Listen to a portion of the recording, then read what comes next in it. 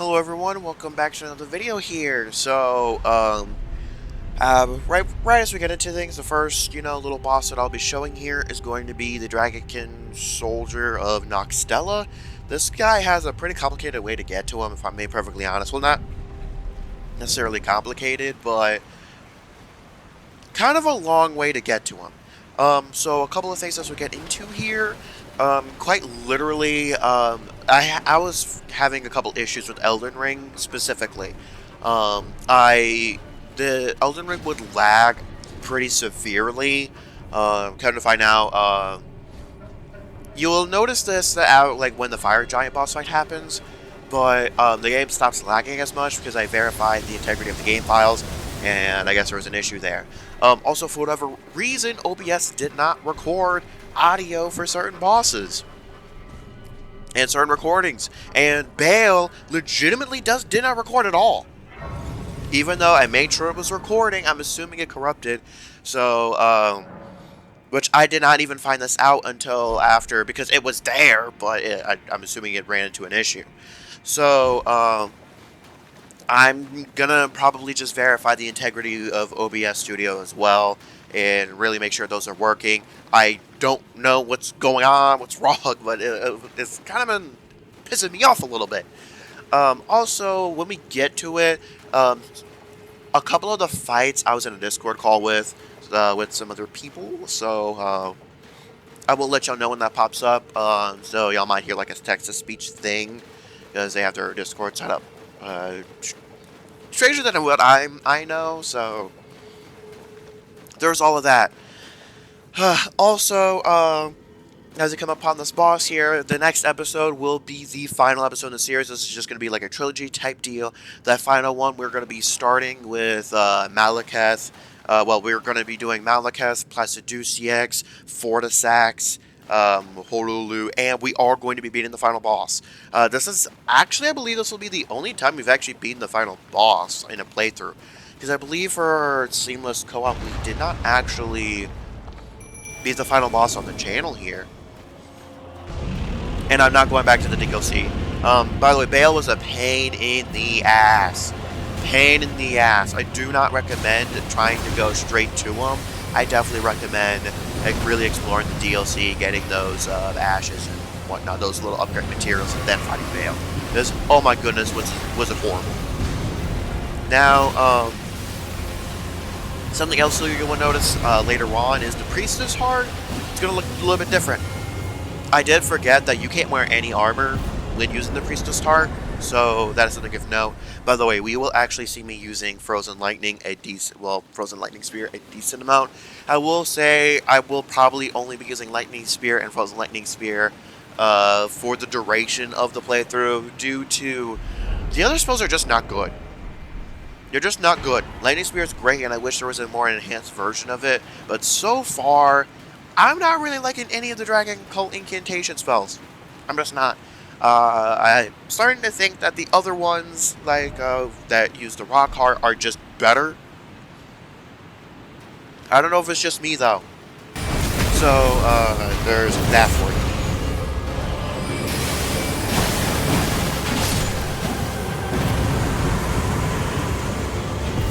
However, now we're going ahead and grab the Smithing the Glovewort Bell Bearing, and then we're also going to be grabbing the prayer book. You can take that to the turtle guy, and he will to the turtle pope, and he will accept all your prayer books. He's there for the entirety of the game, so make sure you use him. Don't give it to a different NPC, because some NPCs might move around. He does not, to my knowledge. But of course, now we have the Draconic Tree Sentinel. He's one of the bosses that I could not record audio for. But after this boss, y'all will actually be... here's some Discord shenanigans. But Ronnie's not doing too much damage here. By the way, she's only upgraded to +1 until I got to Bale. And essentially, when we get to the Fire Giant, she's upgraded she's upgraded almost all the way to +8 or not. Actually, no, I didn't actually upgrade her to +10 until Rykard, because I did Crumbling Farm Missoula at least a decent amount. So, yeah, it was on that note, y'all will be hearing some stuff from Discord and IRL me. Okay, I gotta concentrate. No, no, don't do that move! Okay. Alright, Godfrey. Ooh, Lightning's doing pretty well.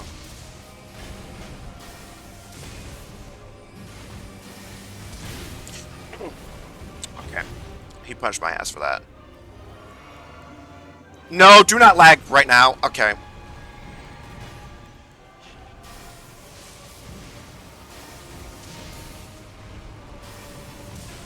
Aggro on your boy, Godfrey. Stop aggroing on Ronnie, because she's almost dead. Jesus, players with their tanks, man. This dude refuses to aggro on me. Okay, just one. All these Jesus players with their tanks, man. Can we like play a game mode where there's no tanks in this?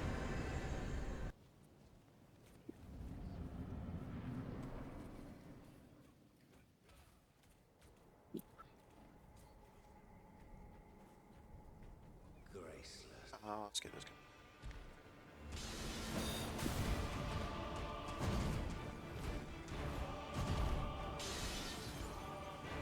I hate the delayed attacks. Fuck you. Alright.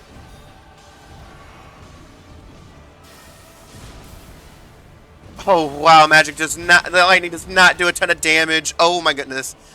This is going to be pain. Okay, oh, I'm caught. I got caught lacking. I got caught lacking. Okay, missed time. Okay. Oh my god. I'd rather die to that guy. Because if the other guy gets hit, he wins.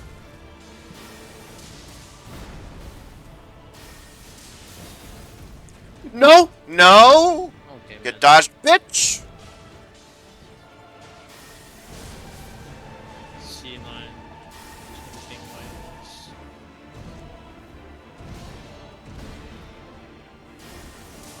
Oh, I stance broke him. Let's go! Get fisted in the stomach while my game completely freezes.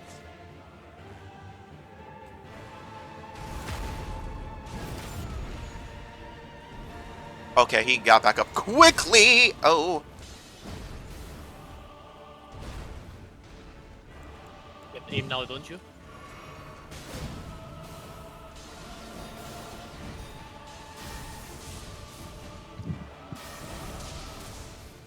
Pain is being had. Hey, phase 2! Okay, I'm actually gonna start using melee now, because I don't quite have enough magic to really be doing all this. No! You're not spearing me, bitch. Oh no, don't lag right in the middle of me getting attacked! Fuck! However, I have Ultra Instinct now, apparently. Oh, that's bad. That's bad. Oh, this...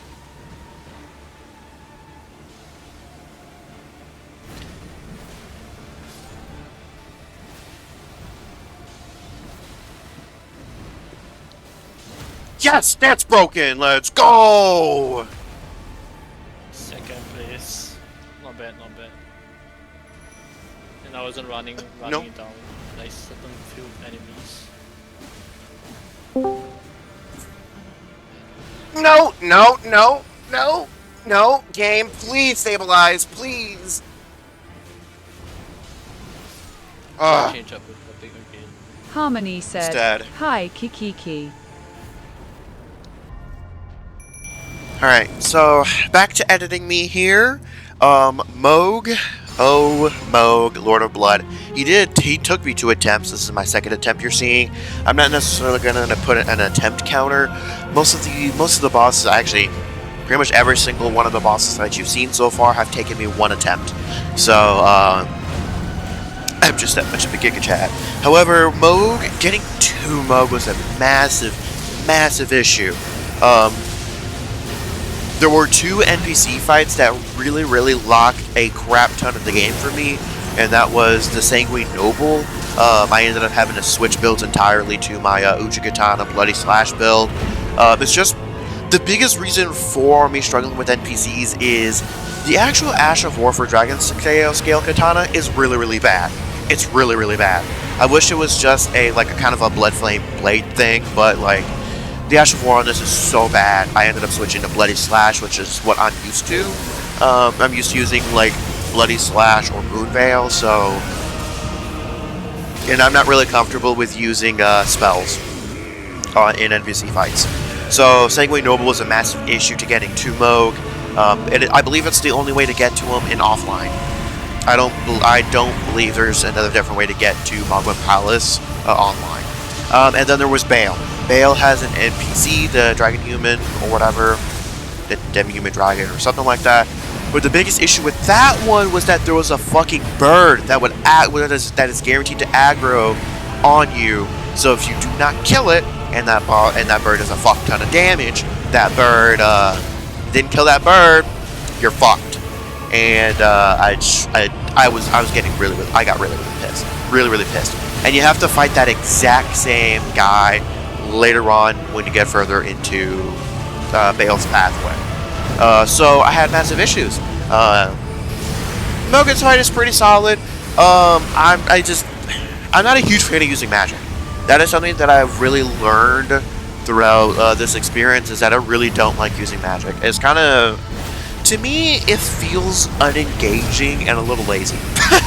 I'm not saying that using magic, you're lazy or anything. I don't know. To me, it just doesn't feel as intense and engaging as using melee does, the dodging and everything. I kind of just am able to sit there and spam spells, basically. Now, I am actually sort of having a similar experience that Torchic was having when she was playing with me. But yeah, there's Moog dead, by the way. Also, from here on out, no bosses will have music, so we're going to be using Stellar Blade's music for a while. So obviously, just Astle the Natural Born. I did have massive issues with him. I did have pretty massive issues. I ran out of healing, so yeah, fuck Astle the Natural Born. I believe he does resist lightning damage, I believe. That's if I remember correctly. Which sucks, but usually I use Moonveil against him and try to stance break him. And of course we have Fire Giant here. I started to panic a little bit because I always do Alexander's quest, which I'm not going to be showing. But I always do Alexander's quest, and at first I was worried he didn't show up, but I forgot you have to start the boss fight first. Another thing I want to point out here, as far as why, especially after playing this through a little bit more, this game another time, even despite me having like a couple hundred hours in it. Reason why I do not view Elden Ring nearly as highly as I do most of the other Souls games is this game does several things that I do not like. For example, bosses opening and being able to nuke you. Astle the Natural Born, Radon, and Bale was a massive issue. Bale does not give you time to summon. The most you can do is summon Aigon and then run. And then once Aigon takes aggro for a split second, then use your Spirit Summon. I do not like that at all. I just, no. And also, almost every single boss in the DLC has this issue. I would say the two prominent ones that I thought were major issues were Mesmer and Bale. Bale basically has a giant that has a massive amount of spectacle going for him, so he has all that jazz going on for him. However, Mesmer has none of that, so I was not a huge fan of that either, and Mesmer's thing is an AoE. However, a lot of the base game bosses do not do that, which I do appreciate.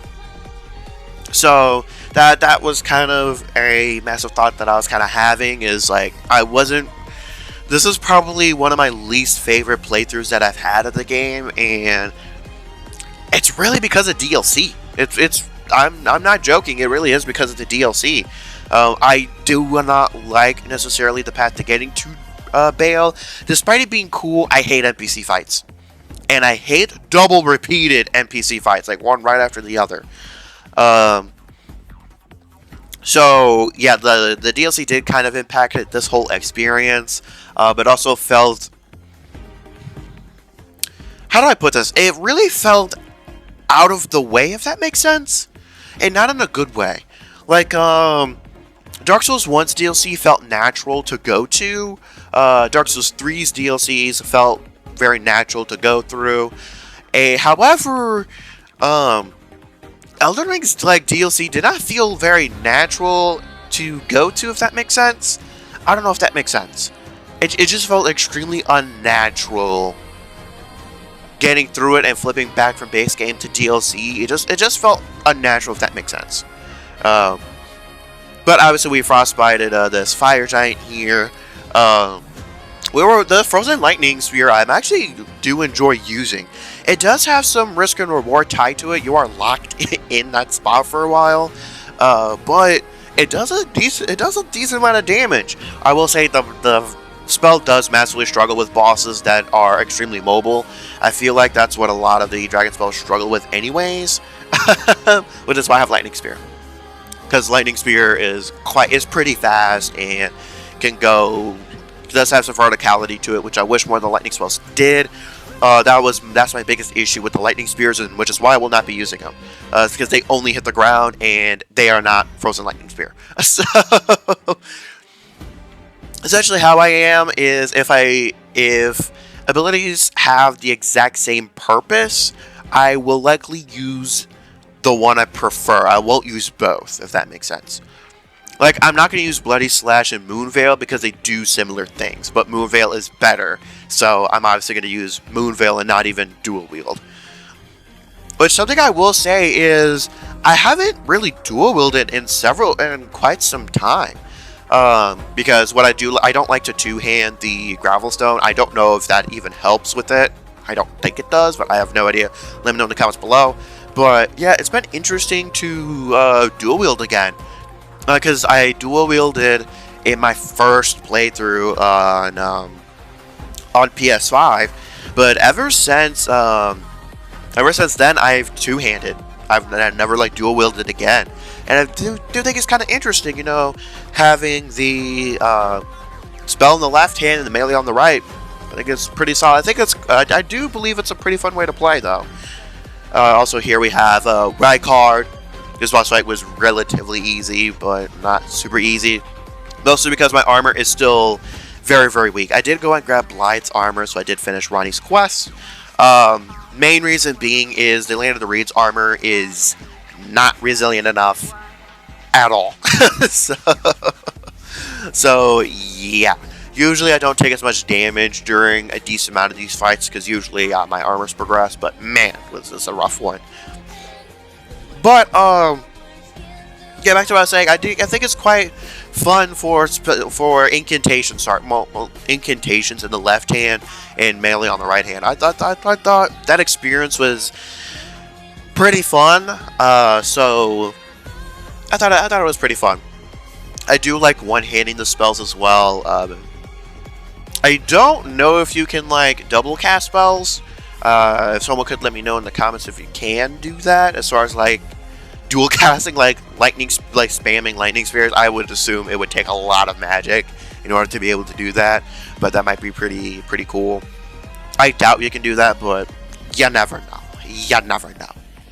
So, yeah. In other notes here. Some stream updates and video updates, so do keep in mind, as I said in the beginning of the video, the next Elden Ring episode will be the final one. I'm taking care of everything in a singular episode, so it might be a little bit of a chunkier video. I don't think it's going to last an hour, but I would assume it's going to last around the 40 minute mark. We're essentially going to be boss rushing, basically. I'm not really going to be showing all the cutscenes either. Because I'll probably have seen them all. However, that video is going to take a while to come out. So do keep that in mind. So this Saturday, we're going to be going ahead and we're going to be trying to finish Halo 2. We're going to be trying to finish Halo 2. However, I am going to be streaming 30 minutes earlier than usual. So instead of 5 p.m. Eastern Time, it's going to be at 4:30 Eastern Time, because I have to go to bed even earlier than what I usually do. So, do keep that in mind. However, that'll be the last Halo stream for a little bit. Because this upcoming Tuesday, I actually have the day off, so we will be streaming the new Destiny 2 episode, Heresy. If some people are on, maybe we might do some stuff, but I'll probably do a Vault of Glass raid and we'll be having some fun. We'll be having some good fun. So make sure to tune in. I'll probably be streaming at like 1:30 or 2 p.m. Eastern time because reset happens at 1 p.m. But usually I have to update, and it might take us a little bit of time to get into the game. Now, also Friday I will be doing the new. I will assumedly be doing the new dungeon because the exotic is not a repeated exotic that I'm uninterested in, and also the prospect of there being a worm god we might fight. Peak. I do hope we get more information on the dungeon and whatnot before then, but assumedly Friday I will be streaming the dungeon, which is means Saturday there will be no stream. Following that though, we will be picking back up with Halo and continuing through that. Anyway, so there is Rykard, nice, done and dusted. Those are most of my announcements done and dusted. I do plan on playing First Berserker Kazan possibly on the channel. What I'll probably do is play through it on my own and then put a review together for y'all and give y'all my thoughts on the first Berserker Kazan because I've already done the demo and whatnot. But yeah, there's all of that jazz. Now, also, Doom Dark Ages is coming in May. That is coming to the channel, guaranteed. No ifs, ands, or buts. That is coming to the channel. And I believe it'll actually be the first FPS series on this channel. I believe it'll be the first FPS series, actual series on the channel, because I don't think I've done a series on it necessarily. Because yeah, if I remember correctly, I've only done certain I've done little episodes of Doom Eternal, but not a full series. And for Destiny 2, you can't really do a series on Destiny 2. So, and Destiny 2 has some third-person stuff in it as well, so a little complicated. So yeah, also we are kind of getting a little bit closer to the hundo. I feel like I've stagnated just a little bit. So I am hoping to get to the hundo. I'm hoping to get to it by the time Doom Dark Ages releases. Because when Doom Dark Ages releases, I'm going to be a busy man. Because we don't know when Elden Ring Night Reign's coming out still. We don't know when Phantom Blade Zero's coming out either. I'm assuming Phantom Blade Zero is going to be a winter release. We also do not know when Borderlands 4 is coming out. I probably will not make that into a full series. I don't know if y'all want to see Borderlands 4, let me know. But otherwise, I probably won't be putting that on the channel necessarily. So let's just keep that in mind as we progress forward here. Also, side note, make sure you do a lot of your NPC quests before donating Melina to the fire. Make sure you try to do a lot of your quests before that. Malekith is another kind of a stopping point as well. Our final talisman will be coming after Malekith, because our last one is going to be Erdtree's favorite +2. And that +2 version you can only get after defeating Malekith, and when you get teleported to the Lindell capital city of Ash. So that'll be the last one we will be grabbing. I also forgot that we're gonna have to deal with Melania. Oh my goodness. That's gonna be pain. We're just gonna hope that we're strong enough at that point to absolutely nuke Melania. I'm assuming this will not be the case though. I am already assuming that that's not gonna be the case. Especially because of if she waterfowls, we're dead essentially. Because I'm probably not going to resist enough damage for that. Also, at the end of this video here, y'all will be seeing the modded armor that I chose for Priestess armor. And just a few modding notes if you are modding either the Rock Heart or the Priestess Heart. A few of the mods try to label the... So, okay. giving the general light Reader's Digest version of it, every single armor piece in Elden Ring has an armor ID. So let's just say they'll be listed as AM arms, BD body, LG is legs, and WP is weapon. Also here you can see the armor. However, but then they have a number behind them, so every single armor has an ID number. Some people will try to say that Priestess Heart is male and female. It is not. Priestess Heart is female. Rockheart is male. And the ID for Rockheart is, I believe, 2740, and the record for the Priestess Heart is 2745, I believe. Was that note, just wanted to clarify that for y'all. Anyways, on that note, thanks for tuning in, and I will catch y'all on the flip side.